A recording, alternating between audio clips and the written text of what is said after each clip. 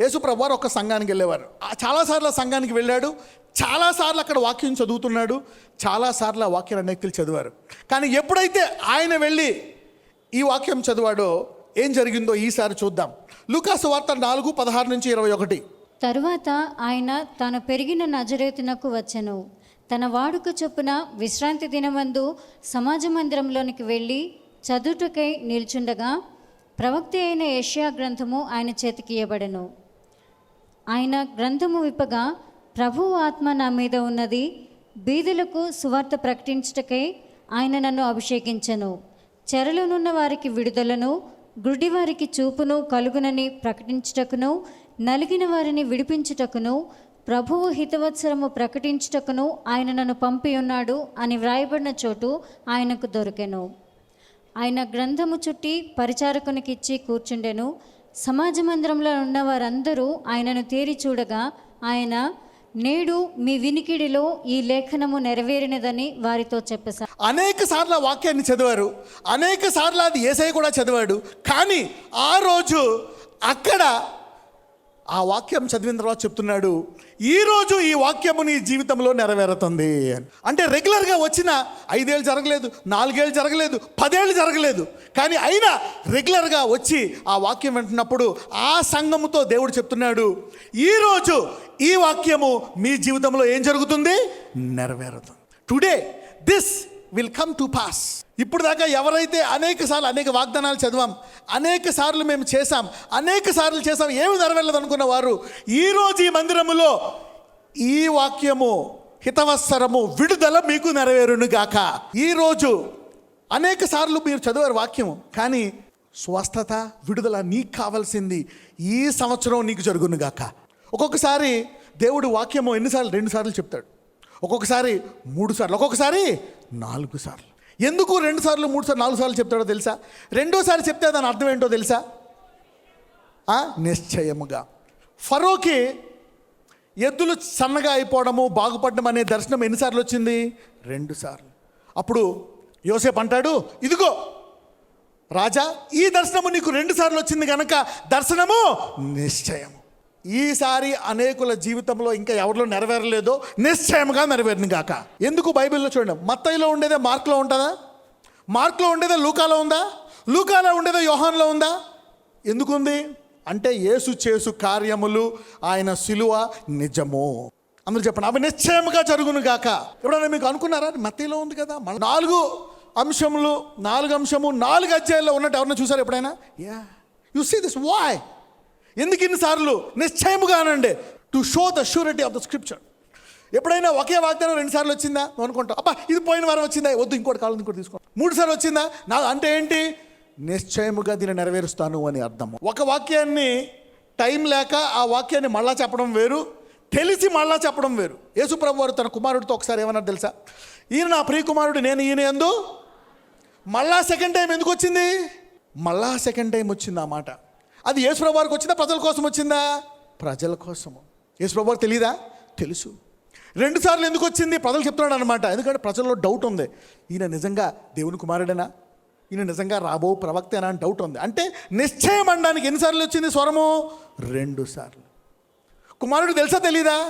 తెలుసు. ఎప్పటి నుంచి తెలుసు? ఎప్పటి నుంచో తెలుసు. కుమారుడు చిన్నప్పుడే తెలుసు తండ్రి కుమారుణ్ణి ప్రేమిస్తున్నాడు అని. Every time God repeats it, that's surety. హితవత్సరము ఎన్నో వాగ్దానము? 5వ వాగ్దానము హితవత్సరం. ఇది దేవుడు మీకు మళ్ళా ఇప్పుడు చెప్తున్నాడు. అంటే అర్థం ఏంటి? ఈ సంవత్సరము ఏ బంధకాలైతే విరగలేదో అవి నీ జీవితంలో విరుగును గాక. 2వది, చాలాసార్లు ఎవరికైనా ఏదైనా బాధ వచ్చినప్పుడు నేనేదో పొరపాటు చేశా, అందుకే ఈ బాధ వచ్చింది, చేసుకున్న వారికి చేసుకున్నంత భరించి ఎప్పుడైనా నువ్వు కృంగిపోయావా? ఎంతమంది అలా కృంగిపోయారు? అలాగా ఇది సహజం. నేనే తప్పు చేశా, అందుకే నాకు ఈ రోగం వచ్చింది, ఈ తప్పు చేశా అందుకే మా ఇంట్లో వాళ్ళకి ఇలా జరిగింది, ఈ తప్పు చేశా అందుకే ఎలాగైంది. Okay, you must have experienced this. అయినా నువ్వు దేవుని విడిచిపెట్టకుండా కొంతమంది ప్రార్థనలు చేయరు. ఎందుకంటే నేను చేశాను, నాకు ఇది జరిగింది కాబట్టి నేను దాన్ని ఏం చేయాలా? అనుభవించాలనండి. కానీ కొంతమంది దైవజనులు ఏం ప్రార్థించారో చూద్దాం. కీర్తనలు 143 మొదటి నుంచి చదువుకుందాం. యెహోవా నా ప్రార్థన ఆలకింపుము, నా విన్నపములకు చెవియొగ్గుము. నీ విశ్వాస్యతను బట్టి నీ నీతిని బట్టి నాకు ఉత్తరమిమ్ము. నీ సేవకునితో వ్యాజ్యమాడకము, సజీవులలో ఒకడును నీ సన్నిధిని నీతిమంతుడిగా ఎంచ. దావీదు ఒక పొరపాటు చేశాడు. దావీదు మీదకి ఏమొచ్చింది? తీర్పు అనండి, జడ్జ్మెంట్. అయితే దావీదు ఏమని ప్రార్థిస్తున్నాడో తెలుసా? Enter not into judgment with thy servant. నీవు నన్ను తీర్పు, నేను పొరపాటు చేశా అయినా నన్ను తీర్పు తీర్చక. మనం ఏమనుకుంటాం? దేవునితో లోతుగా లేకపోతే ఏమనుకుంటాం? నేను ఈ పొరపాటు చేశాను, అందుకే నాకు ఈ తీర్పు తీర్చబడ్డది. కానీ దావీదుకి దేవునితో లోతైన సంబంధం ఉంది, లోతైన సంబంధం అనండి. అందుకని ఏమంటున్నాడో తెలుసా? నీవు నీ సేవకునితో వాద్యము ఆడకము, సజీవుల్లో ఒకటిని సన్నిధి నీతిమంతుడిగా నుంచోలేడు. నేను తప్పు చేస్తే నువ్వు నన్ను ఎందుకు విమర్శిస్తావు? నేను నీ సేవకుడిని, నన్ను క్షమించు, నాతో తీర్పు తీర్చక. అందులో లోతైన సహవాసం అనండి. అదే నీకు లోతైన సహవాసం లేదనుకోండి, నేను చేసుకున్న దానికి ఇంతే అనుకుని అనుభవిస్తావు నువ్వు. ఈరోజు మీరందరూ దేవుని కృపను వాడుకొని విడుదల పొందును గాక. Guilt and condemnation will stop you from entering into a new level. 16 నుంచి చదువుదాం 20 వరకు. లోతైన సహవాసం అనండి. మొదటిదేమో హితవత్సరము, రెండోసారి చెప్పాడు అంటే అర్థం ఏంటి? అది నిశ్చయం. ఎవరికైనా 2 సార్లు వచ్చిందా వాగ్దానం? ఏదైనా ఒక వాగ్దానం 2 సార్లు వచ్చింది? ఎంతమందికి వచ్చింది ఒకే వాగ్దానం 2 సార్లు? ఎంతమంది నాకు వద్దు ఇంకోటి వస్తే బాగుండు అనుకున్నారు? అందరూ అనుకుని ఉంటారు, ఇది వచ్చింది కదా, నెరవేరలేదు కదా, ఇంకోటి వస్తే బాగుండు. లేదు, రెండోసారి వచ్చిందంటే అది నిశ్చయముగా జరుగుతుంది అర్థం. అప్పుడప్పుడు నువ్వు బైబిల్ మళ్ళీ చదివితే, రెండోసారి దేవుడు మాట్లాడితే అది మళ్ళీ నీ జీవితంలో జరుగుతుంది. Okay, right. 66వ కీర్తనకి వెళ్దాం ఒకసారి. 16 నుంచి చదువుదాం 20 వరకు. లోతైన సహవాసం అనండి. దేవుని యందు భయభక్తులు గల వారిలారా, మీరందరూ వచ్చి ఆలకించుడి. ఆయన నా కొరకు చేసిన కార్యములను నేను వినిపించెదను. ఆయనకు నేను మొరపెట్టి తిని, అప్పుడే నా నోట శ్రేష్టమైన కీర్తన ఉండెను. నా హృదయములో నేను పాపమును లక్ష్యం చేసిన ఎడల ప్రభువు నా మనవి వినకపోవును. ఈ వచనం ఒక్కటి తీసుకున్నారనుకోండి, నా హృదయములో నేను పాపము లక్ష్యము చేసిన ఎడల ప్రభువు నా మనవి. మామూలుగా ఏంటి, మనం హృదయంలో పాపము లక్ష్యము చేస్తే దేవుడు ప్రార్థన వింటాడా? వినడు. యాక్చువల్గా ఇది పరిస్థితి. ఒకవేళ నీ హృదయంలో పాపము లక్ష్యము చేస్తే నీవు వినవు. కానీ దావీదు ఒక చోట పొరపాటు చేసి పాపము లక్ష్యము చేశాడు కాబట్టి అసలు దావీదు ప్రార్థన ఇప్పుడు వినాలా వినకూడదా? నా హృదయములో నేను పాపము లక్ష్యం చేసిన ఎడల ప్రభువు నా మనవి వినకపోవును. నిశ్చయముగా దేవుడు నా మనవి అంగీకరించి ఉన్నాడు. ఆయన నా విజ్ఞాపన ఆలకించి ఉన్నాడు. దేవుడు నా ప్రార్థనను త్రోసివేయలేదు, నా యొద్ద నుండి తన కృపను తొలగింపలేదు. ఆయన సన్నుతింపబడునుగా. అదే లోతు లేనివాడు ఏం చేస్తాడు? నేను పాపం లక్ష్యం చేశాను కనుక దేవుడు నా ప్రార్థన వినడు అని అంటాడు. అయితే దావీదు ఏమంటాడు? నా ప్రార్థన విన్నాడా లేదా? విన్నాడంట. దేవుడు నా ప్రార్థన త్రోసి వేయలేదు. ఎందుకు త్రోసి వేయలేదు? సాధారణంగా నువ్వు హృదయంలో పాపం లక్ష్యం చేశావు కాబట్టి నేనేం చేసేయాలా? తోసేసేయాలా. కానీ ఏం చేశాడంట? త్రోసి వేయలేదంట. నా యొద్ద నుండి కృపను, యాక్చువల్గా కృప తొలగించేయాలి. ఎందుకు? దావీదు హృదయంలో ఏం లక్ష్యం చేశాడు? పాపము.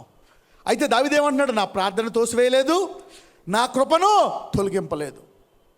అనేకులు మీరు పొరపాటు చేసి ఇబ్బంది చేసి మళ్ళా దేవుని అడగాలంటే సిగ్గేస్తుంది, భయం వేస్తుంది. ఎన్నిసార్లు గమనిస్తాడు? నేను ఇది చేశాను కదా, ఇక నేను అడగను, ఇది అనుభవించాల్సిందే. కానీ ఈరోజు నీ ప్రార్థన ఆలకించి నిన్ను సంకటము నుండి తప్పిస్తాడు. మరలా నిన్ను క్షమిస్తున్నాడో, మరలా నిన్ను విడిపిస్తున్నాడో. అందులో లోతైన సంబంధం అనండి. ఎంతమందికి అర్థమైంది ఇది? చూసారా, అనేకులు ఈ ప్రార్థన చేయలేరు లోతుగా తెలియకపోతే. ఎన్నిసార్లు చేస్తాడు ఆయన ఈ దేవుడు? దావీదు అంటాడు, హృదయంలో పాపం లక్ష్య పెడితే ప్రార్థన ఆలకించాలా? ఆలకించకూడదు. దేవుడికి తెలుసు ఈ వ్యక్తి మళ్ళా పశ్చాత్తాపడి ఈసారి మళ్ళా చేయకుండా బలంగా ముందుకెళ్ళిపోతాడు కనుక నేను ఇతన్ని మరలా క్షమిస్తాను. ఈ అనుభవం లేక చాలామంది గుడికి రారు. అమ్మో నేను ఈ తప్పులు చేశాను, ఇవన్నీ పోయాకే నేను బయటికి రావాలి. చూడండి, ఈ గుడి అనేది ఒక హాస్పిటల్. అందరూ అంటారు, ప్రభు ఇగో ఈ గుడికి రానివ్వకూడదు, ఈ గుడికి రానివ్వకూడదు అంటారు. ఎందుకు రానివ్వకూడదు? హాస్పిటల్లో రోగులు ఉంటారా? మంచి ఆరోగ్యమైన వాళ్ళు ఉంటారా? ఈ గుడి అందరినీ బాగు చేసే హాస్పిటల్ కంటే ఘోరమైంది. అంతకంటే ఘోరమైన అంటారు. ఒకసారి పౌలు కూడా అంటాడు, నేను పిల్లవాడినే ఉన్నాను, పిల్ల చేష్టలు చేశాను, అయినా మీరు నన్ను అంగీకరించారు. అయినప్పటికీ నేను అప్పుడు బోధకుండి, ఇప్పుడు పెద్దవాడిని అయ్యాను, ఇప్పుడు కూడా నేను బోధకుండే. When somebody messes up, don't. నేను చెప్పాను కదా, శోధనల్లో ఎవరైనా పడిపోతే వాళ్ళని ఎలా లేవనెత్తాలంట? సాత్వికమైన మనస్సుతో. హే ఇతను రాంగ్ అంటే ఏమవుతావు? నువ్వు కూడా శోధింప. యోబు గ్రంథం 14:3 అట్టివాని మీద నీవు కనుదృష్టి ఉంచి ఉన్నావు, తీర్పు నొందుటకై నన్ను నీ ఎదుటికి రప్పించి ఉన్నావు. Doth thou open thy eyes upon such a one and bringeth me into judgment with me? నా మీద ఎందుకు తీర్పు తీరుస్తావు నువ్వు అంటున్నాడు. అతను తప్పు చేశాడు కానీ తీర్పుకు అర్హుడు. జోబు ఏమంటున్నాడు? నన్ను తీర్పు తీర్చక. నేను చేశాను, కోర్టులో అడ్వకేట్ ఏమంటాడు, చేసావు కాబట్టి నీకు 6 నెలలు శిక్ష, పాడు వెళ్ళిపో అంటాడు. ఏం చేస్తాడు, వెళ్ళిపోతాడు. కానీ ఇతను ఏం చేస్తున్నాడు, నాకు ఈ దేవుడు తెలుసు, ఈ నాయకుడు తెలుసు కాబట్టి నన్ను తీర్పుకు తీర్చక అని అడుగుతున్నాడు. అంటే దేవుడికి ఆ అడ్వకేట్ తెలుసా తెలీదా? తెలుసు. అందరూ లోతైన సహవాసం అనండి.